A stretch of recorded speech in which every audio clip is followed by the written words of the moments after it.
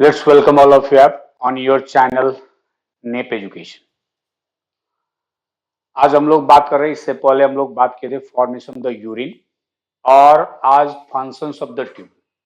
जैसे आपको पता है ये नीट का सीरीज में हम लोग एनसीईआरटी के बुक का एक एक चीज को मेंशन करते जा रहे हैं, वर्ड बाय वर्ड, एक भी वर्ड ना छूटे, क्योंकि आपका जो भी क्वेश्चन आ रहा है यहीं से आ रहा है। इसीलिए किसी भी टाइप का वर्ड हम लोग मिस ना करें।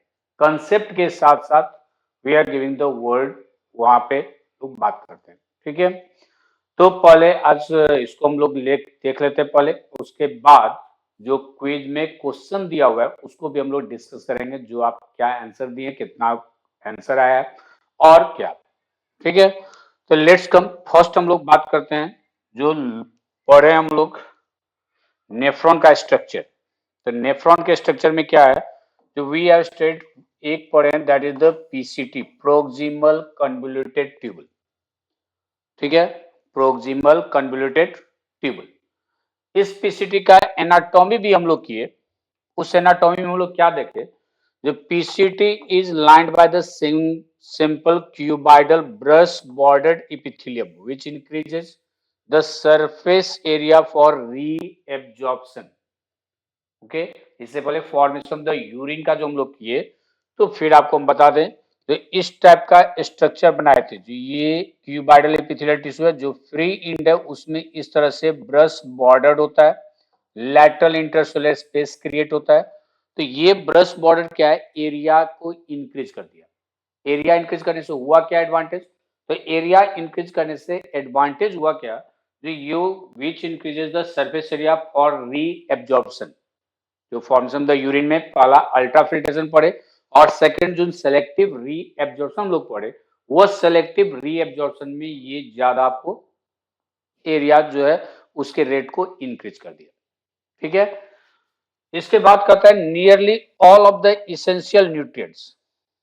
यस, क्योंकि ग्लोमेरुलर अल्ट्रा फिल्ट्रेशन जो होता है, वह ग्लोमेरुलर फिल्ट्रेशन वह कंप्लीट फिजिकल प्रोसेस, वहां पे कोई टाइप का किसी भी टाइप का न्यूट्रिएंट्स का फिल्ट्रेशन या सिलेक्शन नहीं होता है। यस, वो फिजिकल प्रोसेस है। तो प्रेशर के कारण जितना भी न्यूट्रिएंट मटेरियल जो भी फिल्टर हो चुका है, कहता है जितना भी इसेंशियल न्यूट्रिएंट्स है और 70 to 80% of the electrolytes and water are reabsorbed by this segment.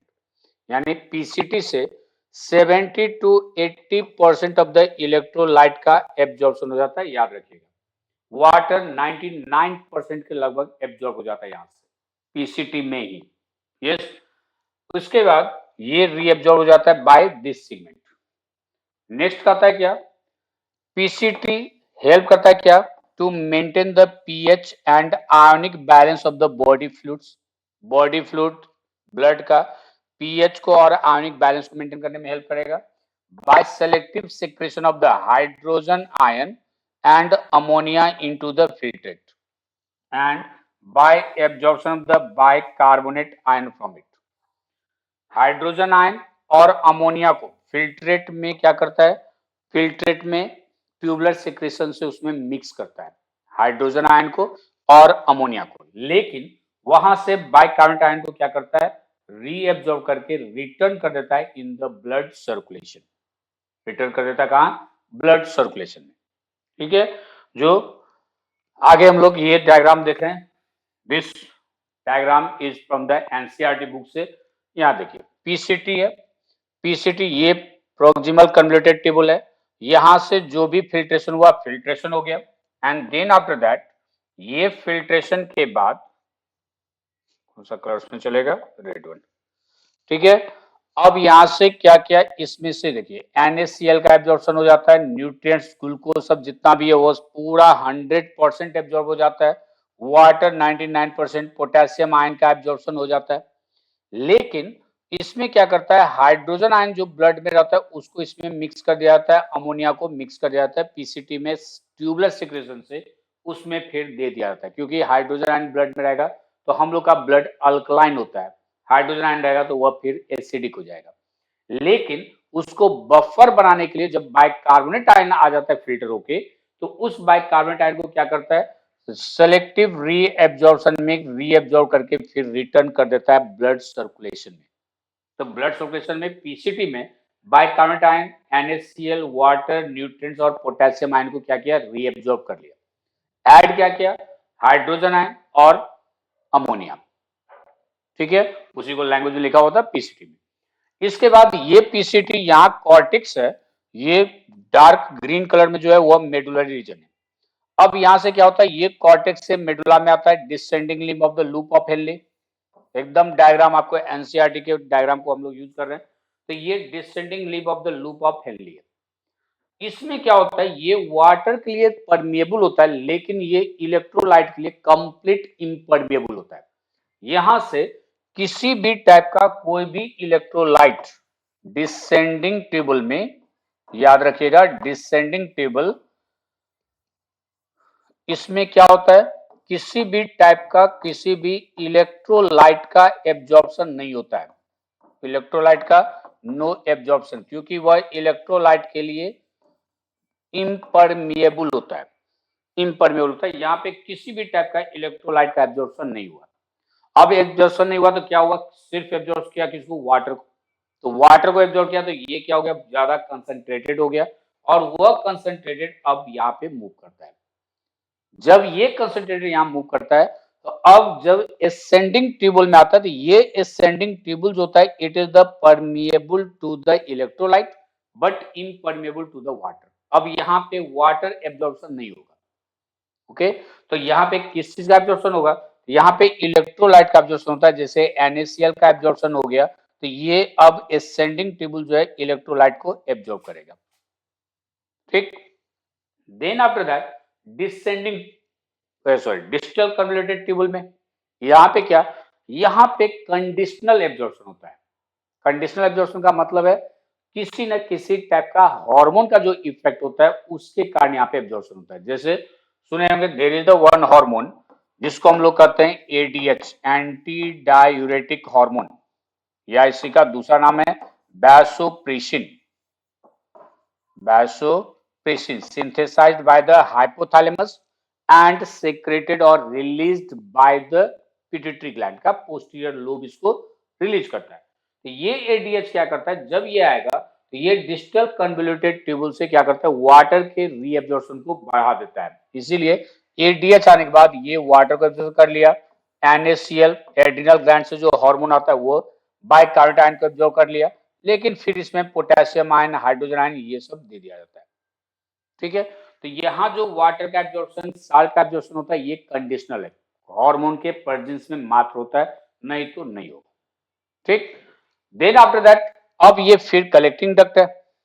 Collecting duct से भी क्या होता है, वाटर का एब्जॉर्प्शन रीएब्जॉर्प्शन होते रहता है, वाटर को रीएब्जॉर्ब कर लेता है। रिक्वायरमेंट होता है ऑस्मोलैरिटी को मेंटेन करने के लिए, ऑस्मोलैरिटी ऑस्मोसिस का जो प्रोसेस है उसको मेंटेन करने के लिए यहाँ पे क्या करता है, यूरिया रिलीज करता है इंटेस्टाइनल मेडुलरी फ्लूइड में, और वो यूरिया फिर आपको एसेंडिंग टेबल में जाएगा, again it will be the return back over there. Okay, तो ये जो यूरिया रिलीज करता है फिर उसको लेता है, ये एक ऑस्मोलैरिटी को मेंटेन करके जिस तरह से रीएब्जॉर्प्शन को फैसिलिटेट करने के लिए ये काम होता है। ठीक है, दिस वन। अब इसी को देखिए किस पार्ट में कौन सा एब्जॉर्प्शन हो गया, एंड उसी को आप लैंग्वेज में क्या क्या लिखा हुआ है वो देखते हैं। जैसे हेनलीज लूप में पीसीटी का हम लोग देख लिए, हेनलीज लूप में क्या कहता है, reabsorption is minimum in its ascending limb, right. Ascending limb में एकदम कम होता है, जो ऊपर जा रहा है वहां पे इलेक्ट्रोलाइट होता है। However, this region plays a significant role in the maintenance of the high osmolarity of the medullary interstitial fluid। ठीक है, जो मेडुला में इंटरस्टिशियल फ्लूइड है उसको, यानी बाहर में जो फ्लूइड है उस फ्लूइड में ऑस्मोलैरिटी को मेंटेन करने के लिए, हाई ऑस्मोलैरिटी को मेंटेन करने के लिए रिक्वायरमेंट करता है ये, जबकि रीएब्जॉर्प्शन मिनिमम होता है। जैसे बताया डिसेंडिंग ट्यूबल में वाटर एब्जॉर्ब होता है, एसेंडिंग ट्यूबल में इलेक्ट्रोलाइट होता है। तो इलेक्ट्रोलाइट को रीएब्जॉर्ब करके ये ऑस्मोलैरिटी को क्या करता है, मेंटेन करता है इन दिस वन। दूसरा करता है क्या, the descending limb of the loop of Henle is permeable to water, तो अभी हम लोग एक्सप्लेन किए, but almost impermeable to electrolyte, यहां से इलेक्ट्रोलाइट पास नहीं करेगा। ठीक, this concentrates the filtrate as it moves down. यानी जो ये डिसेंडिंग ट्यूबल्स है, इसमें से जब वाटर को एब्जॉर्प्शन करते जाएगा, तो वाटर को एब्जॉर्प्शन कंटिन्यूसली कर रहा है तो क्या होगा, this concentrate the filtrate. This का मतलब क्या, ये जो वाटर को एब्जॉर्प्शन कर रहा है ये क्या करेगा, फिल्ट्रेट जो ग्लोमेरुलर फिल्ट्रेट है, अल्ट्रा फिल्ट्रेट है, उसको कंसंट्रेट करता जाएगा और वह कंसंट्रेट जो होगा वह मूव्स डाउन, वह नीचे आते जाएगा। ठीक है, देन आफ्टर दैट कहता है the ascending limb is impermeable to water. जो बताया अभी, ascending जो है ये ऊपर की तरफ जो आता है ये वाटर के लिए कंप्लीट impermeable होता है, यहाँ पे वाटर का एब्जॉर्प्शन नहीं होगा। ठीक है, तो this ascending limb is the impermeable to water but allows transport of the electrolyte actively or passively।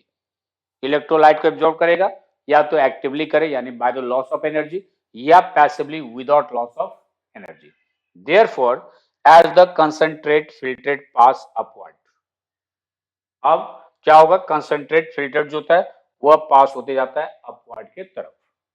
ठीक है, it gets diluted due to the passage of the electrolyte to the medullary fluid.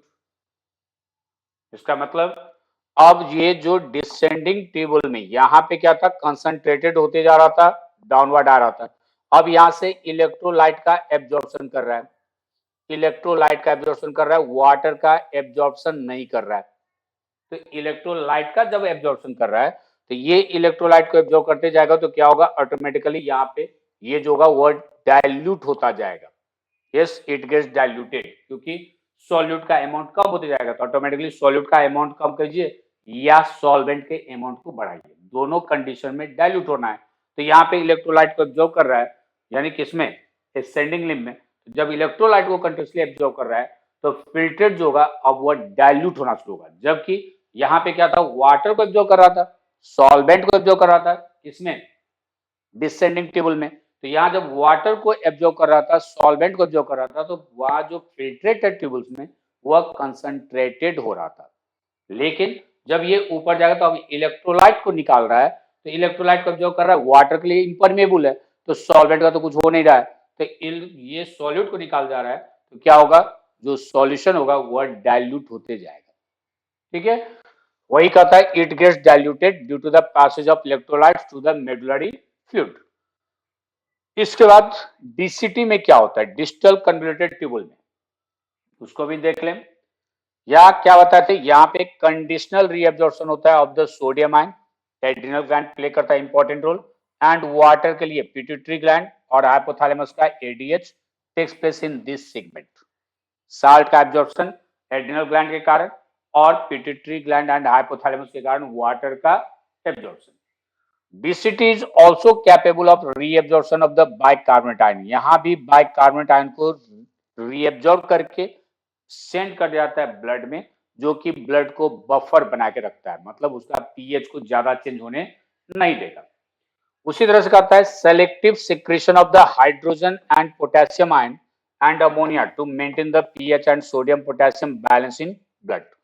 Tubular secretion से यहां भी क्या करता है, filtrate में मिलाता है, क्या मिलाता है, हाइड्रोजन आयन को रिलीज कर देता है, पोटेशियम आयन को रिलीज करता है और अमोनिया को उसमें दे देता है, जिससे ब्लड का पीएच मेंटेन करना है, सोडियम पोटेशियम बैलेंस को मेंटेन करना है। Okay, this is the functions of the tubule. कहां पे, किस पार्ट में, नेफ्रॉन में क्या क्या एब्जॉर्प्शन होता है, that one is there. Okay, इतना था। नेक्स्ट है कलेक्टिंग डक्ट में। कलेक्टिंग डक्ट में क्या कहता है, this long duct extends from the cortex of the kidney to the inner parts of the medulla. Cortex से लेके मेडुला तक जाता है और इसमें भी बताया एब्जॉर्प्शन होता है वाटर का, नहीं तो large amounts of the water could be reabsorbed from this region to produce a concentrated urine. Produce the what, concentrated urine. This segment allows, हम लोग का जो यूरिन होता है याद रखिएगा वह हाइपरटोनिक होता है, आगे पढ़ेंगे हम लोग, हाइपरटोनिक होता है। This segment allows passage of the small amounts of the urea into the medullary interstitium. Yes, medullary interstitium जो लूप ऑफ एपेंडिक्स के बीच में जो खाली जगह है उसका जो है interstitium, to keep up the osmolarity, urea देता है ऑस्मोलैरिटी, वाटर रिएब्जॉर्ब करना, इलेक्ट्रोलाइट को रिएब्जॉर्ब करना, इस कंसंट्रेशन को मेंटेन करने के लिए, जिससे उसका हम लोग डिटेल ऑस्मोसिस में पढ़ेंगे, तो उसको मेंटेन करने के लिए यूरिया अगर रिलीज करना पड़ता है तो यूरिया भी रिलीज करता है कहाँ पे, इंटरस्टिशियम, जो ये लूप ऑफ हेनली है इसके सराउंडिंग में, यहाँ पे देखे थे तो कलेक्टिंग डक्ट यूरिया रिलीज करता है। ठीक है, ये करता है, plays a role in the what, maintenance of the pH and ionic balance of the blood by the selective secretion of hydrogen ion and potassium ion. यहाँ भी कलेक्टिंग डक्ट में हाइड्रोजन आयन और पोटेशियम आयन को tubular secretion से actively उसमें release कर दिया जाता है। Is it clear? This is the happened, ये है फंक्शंस ऑफ द ट्यूबुल। इतना चीज को एनसीईआरटी में मेंशन किया हुआ है, जिसको हम लोग पढ़े, कंसेप्ट लिए और उसको देखे। ठीक है, इसके बाद इस क्विज में हम लोग कुछ क्वेश्चन दिए हुए हैं।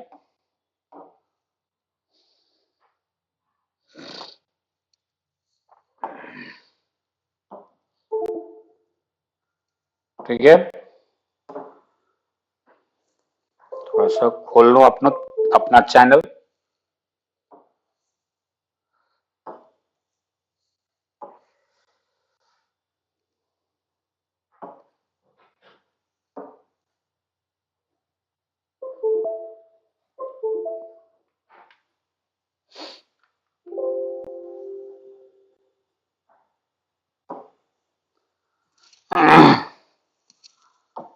इसको जितना भी ये है स्लाइड, यू कैन गेट, अगर इसको आप देखना चाहते हैं तो यू कैन, टेलीग्राम का भी लिंक है, वहां पे भी आपको मिल जाता है। साथ में नेप एजुकेशन का जो है, there is the word www.nepeducation.com का जो लोग लिंक देते हैं, उसमें आप जा सकते हैं। Biology for NEET on the YouTube search कीजिएगा। यस, उसमें आपको परचेज तो करना है, लेकिन परचेज में पैसा नहीं देना है, खरीदना है लेकिन पैसा नहीं देना है। ठीक है, अब उसमें क्या है, फिर टेक इट, जैसे कम्युनिटी में हम लोग क्वेश्चन दिए थे, आज जब हम वीडियो रिकॉर्ड कर रहे हैं उस टाइम का बात करते हैं। सी, रेनिन इज सिक्रेटेड, यस, यहाँ पे रेनिन इज सिक्रेटेड 39 आंसर आया हुआ है। बताए थे रेनिन जो है यह सिक्रेट करता है जक्स्टा ग्लोमेरुलर सेल से, याद है? Yes, JGA, juxta glomerular apparatus. जब GFR फॉल डाउन होता है तो जक्स्टा ग्लोमेरुलर सेल जो इफ्रेंट आर्टियोल में, यानी ये है हम लोग का बोमेंस कैप्सूल, सपोज कीजिए ये बोमेंस कैप्सूल, यहाँ एफ्रेंट आर्टियोल, इफ्रेंट आर्टियोल, इसके सराउंडिंग में जक्स्टा ग्लोमेरुलर सेल था, वही सीक्रेट करता है, that is the word renin. कब सीक्रेट करता है? जब glomerular filtration rate fall down होता है तो ये सीक्रेट करके ब्लड सर्कुलेशन को एफ्रेंट आर्टियोल में बढ़ा के फिर से जो रेट कम हुआ है GFR, उसको फिर से रीस्टोर कर लेता है। यस, इस इन द ह्यूमन स्टोमक 18% है। In decrease of the GFR, कहता है रेनिन कब सीक्रेट होता है? तो जब डिक्रीज ऑफ द GFR होता है, जिसमें 72% मात्र है। यस, ये बहुत ही अच्छा स्कोर नहीं है, 39 आंसर हुआ है। In increase of the GFR इसमें भी 8% है, and in normal GFR there are 3%, but it is the right over there. Yes, next होता है, नेक्स्ट क्वेश्चन दिए थे जिसमें 45 आंसर आया हुआ है, यू कैन सी 45 आंसर। इसमें क्या है, जो मैकुला डेंसा सेल्स ऑफ, याद है क्या होता है थे? ये बोमेंस कैप्सूल है। इसके बाद यहाँ एफ्रेंट आर्टियोल है, ये इफ्रेंट आर्टियोल है। इसका जो DCT है यहाँ पे अपने ही एफ्रेंट इफ्रेंट आर्टियोल के बीच से जाता है। यहाँ पे कुछ लंबा और हाईली डेंस सेल होता है जिसको मैकुला डेंसा कहते हैं, मैकुला डेंसा। और ये मैकुला डेंसा जो है, this is the cell of the distal convoluted tube, DCT का है। वही क्वेश्चन दिए थे, जब macula densa are cells of afferent arteriole, नहीं, जिसमें 4% है। इफरेंट आर्टियोल नहीं, पीसीटी का नहीं, इसमें भी आप देख लिए 11% है, यहाँ 9% है। 76% आउट ऑफ द 45 जो डीसीटी की है, 76% that is the right word. Is it clear? So इसमें हम लोग क्वेश्चन देते रहते हैं, उसको भी देखिए। अभी जो फंक्शंस ऑफ द ट्यूबल का वीडियो है, इसका भी क्वेश्चन आपको मिल जाएगा। इसमें क्वेश्चन को क्या कीजिए, साथ में अगर आप ज्यादा क्वेश्चन को प्रैक्टिस करना चाहते हैं तो you can go to the nepeducation.com। nepeducation.com में जाइए। जैसे nepeducation.com में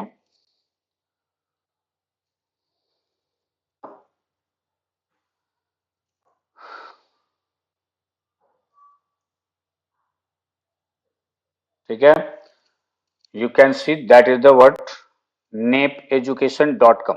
आप nepeducation.com कीजिएगा, वो ओपन हो जाएगा पेज। आज नेट स्लो है क्या?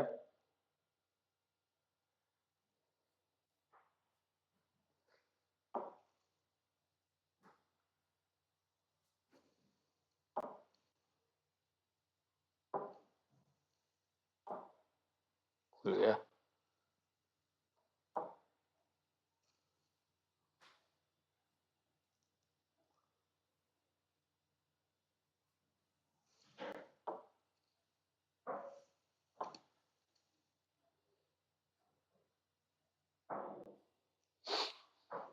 कुछ नेट आज ज्यादा ही स्लो दिख रहा है, लेकिन ओपन हो जाना चाहिए।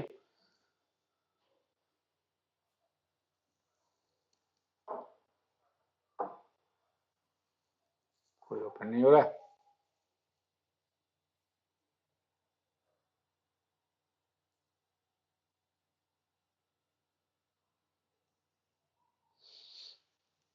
स्लो में भी इतना स्लो नहीं, आगे ठीक है, थोड़ा सा स्लो है। यहाँ पे आप देख सकते हैं, यू कैन ऑब्जर्व, यहाँ पे नीट है, नहीं दिख रहा, कलर चेंज कर दूं, ये है नीट। अगर आप इसको क्लिक करते हैं, ये नीट को क्लिक करते हैं, स्लो है, फिर देख लीजिए, एंड देन आफ्टर नीट को ओपन करने के बाद यहाँ पे brain of the frog, living world, evolution, ये सभी का, ह्यूमन बायोलॉजी का यहाँ पे है। इस सब का क्वेश्चन है, पास्ट ईयर क्वेश्चन यहाँ पे दिया हुआ है, इसको आप प्रैक्टिस कर सकते हैं। इसको जब प्रैक्टिस करें, जैसे अगर इसको हम लोग क्लिक करते हैं तो होता क्या है, एक बार में आपको 20 क्वेश्चन आएंगे, right, one time you can get the. यहाँ स्टार्ट क्विज करेंगे तो यहाँ पे आपको एक बार में 20 क्वेश्चन होगा, और इसको आप सॉल्व करते जाइए, नेक्स्ट करते जाइएगा, क्वेश्चन आते जाएगा।